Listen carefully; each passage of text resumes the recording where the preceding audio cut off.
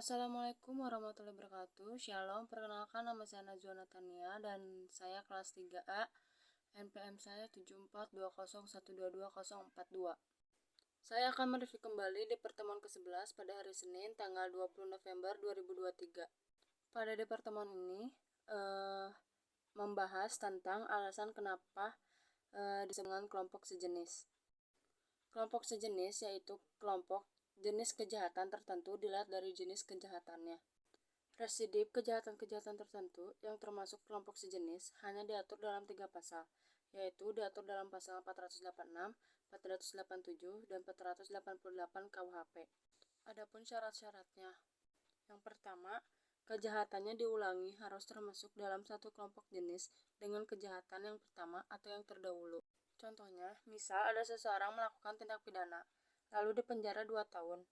Ada masa tenggang selama 3 tahun.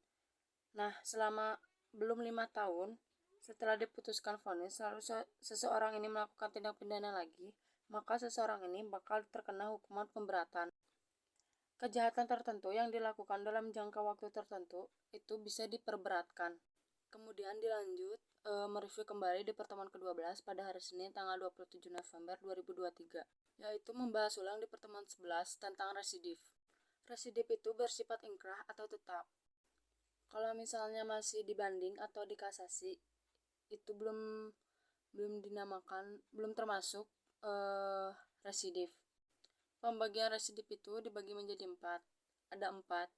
Yang pertama pidana material, yang kedua pidana formil, yang ketiga umum, yang keempat khusus.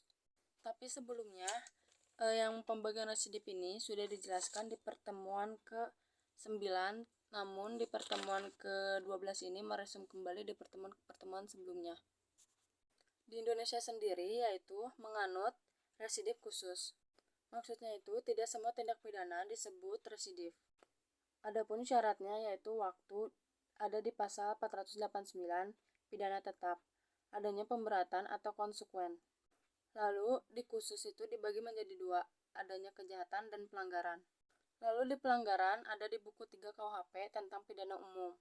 Kejahatan sendiri itu dibagi menjadi 2, yaitu kelompok sejenis dan kelompok sejenis. Maksud dari kelompok sejenis tersendiri yaitu tindak pidana berdasarkan kelompok sejenisnya. Sedangkan di kelompok sejenis yaitu tindak pidana yang dilakukannya sama. Jadi seseorang ini melakukan satu tindak pidana, terus gak lama dia melakukan tindak pidana yang sama. Contohnya dia melakukan pencurian, terus gak lama dia melakukan pencurian lagi. Tentang harta benda, divonis jika melakukan tindak pidana tersebut tidak akan diresidif karena bukan kelompoknya. Adapun syaratnya yaitu berlaku jika memenuhi unsur sejenisnya. Pidana material dan pidana formil itu termasuk di pidana umum. Tapi pidana material itu KUHP, sedangkan pidana formil itu KUH Perdata. Pidana khusus itu yaitu gabungan dari pidana material dan pidana formil.